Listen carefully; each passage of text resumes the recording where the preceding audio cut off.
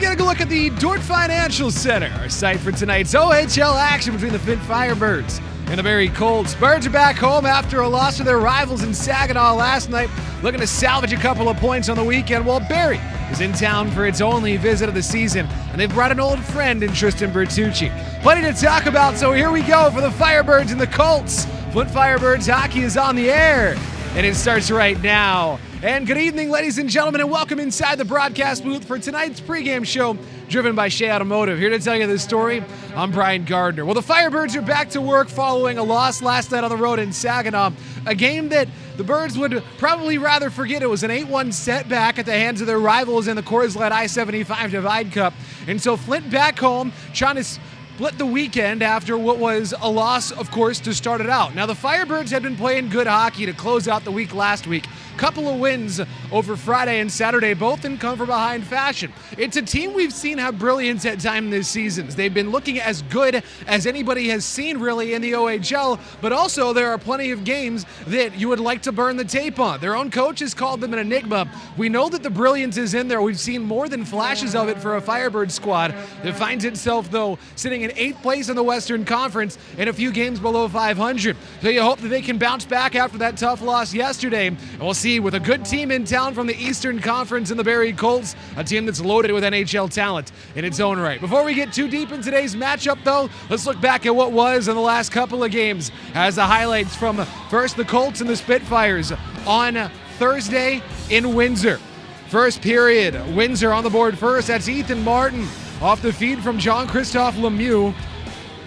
In tight, finishes tight, 1-0. Windsor off to an early lead. Second period, we'll jump ahead from the blue line. Anthony Cristoforo, he's out of frame, but he fired that shot. They got through traffic and scored. Cristoforo from the blue line. Watch him walk that line. Right shot, D-man. Wait, lull him to sleep, and then he found the lane he wanted, and he scores top shelf, and it's 2-0 Spitfires. Colts will get on the board, though. Third period now early. Dylan Wakely finishes in tight. Wakely, the former North Bay Battalion, in tight. Off the nice feed, pretty from Grayson Tiller and Brad Gardner. Just camping in front of the net. He shoves it home. That's all Barrie would get, though, as the Colts lose it in Windsor by a final score of 2-1. Last night on the road in Saginaw, the Firebirds now, it didn't go well in the first period. Early, all alone, Dima Zhilkin. What a feed from Carson Harmer. Zhilkin got behind the defense. Birds couldn't catch him. 5-0, and it's 1-0. 1 minute later, loose puck in front of the net. Who's going to grab it? James Go backhands one home past Nathan Day. Now, he was just camped there for a while. First, Christian Epperson. Go able to get it. Birds D just did not see it. 2-0 Spirit. Again, about a minute later, this time, Graydon Jones going to the net. First one stopped. Second chance is in. Jones, again, just sneaks through behind the defense, able to shove it home, and it's 3-0 Spirit. Saginaw pouring it on. Zane Perek from the high slot. Through traffic, I don't think Day ever saw that one. And in a blink of an eye, it's 4-0 Saginaw, and the Firebirds in a big-time hole. Late first period now. The Spirit gonna get one more. Loose puck to the slot. Liam Storch backhands it home. Just under the legs of Day. Jumping ahead to the third period. Birds down 8-0 at this point. Jimmy Lombardi driving the net. Got to leave it back for Jeremy Martin. Martin shoves one home, and the Birds on the board. They were not shut out, but they do lose it lopsided by a final score of 8-1. So the Firebirds and the Colts, these are a couple of teams that right now kind of different statuses in terms of their positioning in their respective conferences. Firebirds have seen their goal differential kind of swell, especially with that 7-goal loss yesterday. Power play and penalty kill, both areas that they're looking to improve in. The Birds overall have been a good defensive team. Really, you take out the Saginaw games, which have been the biggest in terms of goals against. The Firebirds, though, have struggled to put the puck in the net. Barrie's been good in keeping the puck out of the net. The second best goal-scoring defense in the Ontario Hockey League. It's a really good penalty kill as well at 84.7%. We've mentioned they're in different spots in terms of the standings. They're the Firebirds in 8th place in the Western Conference, just 1 point behind Sarnia. Sarnia is going to be here on Wednesday next week for the Teddy Bear Toss game. Now that, though, the Sting with 2 games in hand on the Firebirds, so we'll see if the Birds are able to kind of pass them in the interim. Flint, though, trying to make sure it's not a huge separation from the top to the bottom, looking to overcome a bit of a slow start to their season. Over in the Eastern Conference, the Colts, right smack in the middle. There's that really from 2 all the way down to 7. It's anybody's situation. Only 7 points separate the second place and 8 points separate second place and 9th place, I should say. But there's Barry sitting in 4th place, 13-7-0-0 with 26 standings points, and they've only played 20 games. The Colts are a loaded roster. They're a team with contention hopes, and you can see why. As we move along here in the pregame show, we'll get a closer look at what is a really impressive lineup that features 8 NHL drafted or signed players. So the Firebirds back on home ice here today. It's Harry Potter night, hoping for a little magic on the ice as well for the Birds as they welcome the Barrie Colts for their only visit to this building this season. Eastern Conference foe. The Firebirds only play Eastern Conference teams a total of 2 times. 1 trip out there, 1 returning here. This is the 3rd time the Firebirds have had an Eastern Conference opponent in this building. Flint is 2-0 against the East so far this season. Hey, stick around as we roll along here on the pregame show, driven by Shea Automotive. When we come back, we'll get a look at our lineups for today's contest. Our players to watch for both games, get a little bit closer at some of the key contributors from this Barrie team that we're trying to educate you on a little bit. You don't see them nearly as much here at the Dordt Financial Center. Stick around for a while. We got the Firebirds and the Colts pregame show, driven by Shea Automotive, rolls along after this on FHN. All right, Chevy team, huddle up, huddle up. We really got to bring it this month. Banks, what do you got? Lease a new Chevy Silverado for as low as $298 a month. Go Chevy! Theo, what do you got? Lease the all-new 2020-25 Chevy Equinox for as low as $299 a month. Go Chevy! Connie, what do you got?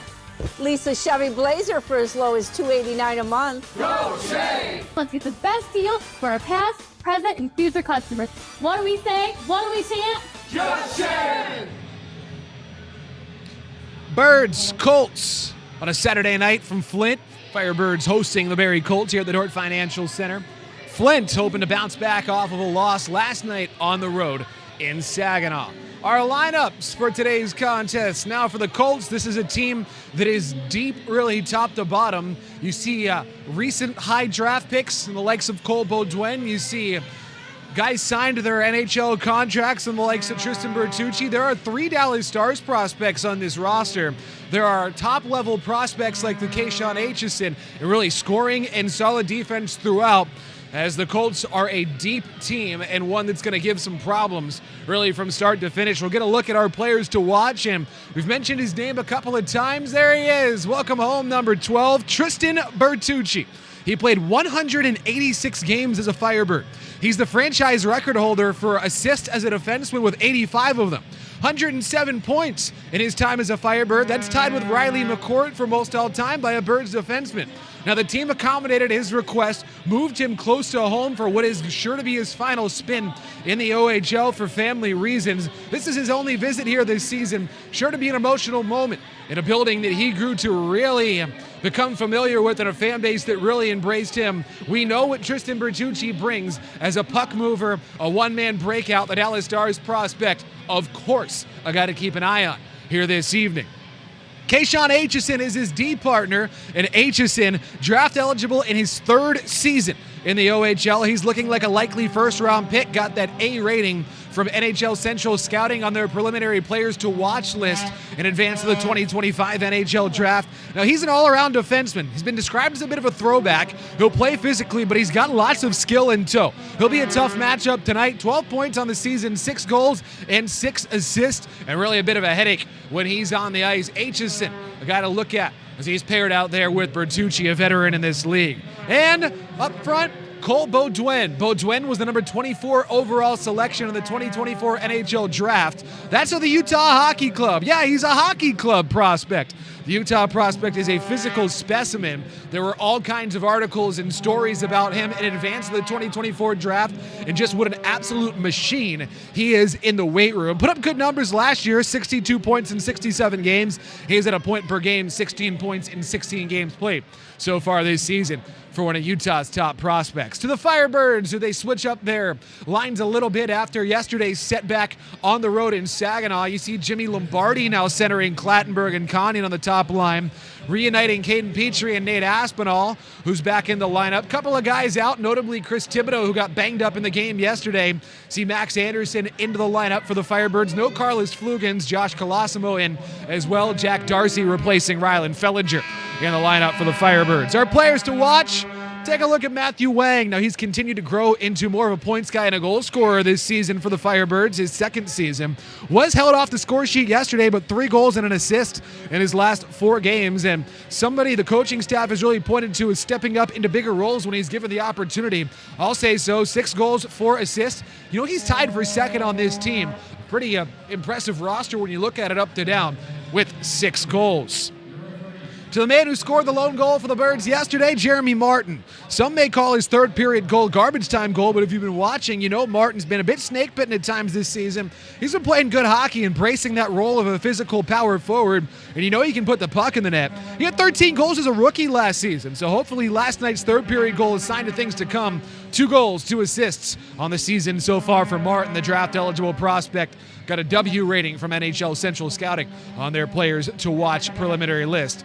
Finally, we mentioned his name once already. Big Nate Aspinall returned to action last night after a 4-game absence. 6 goals, 7 assists on the season for Aspinall. And there was a lower body injury. There's always some rust to knock off. The Rangers prospect being back in the lineup can really only be a good thing for the Firebirds as he's paired with Caden Petrie on the second line. And we'll see if Aspinall can spark this team against this Barrie Colt squad that's been good at keeping the puck out of its net.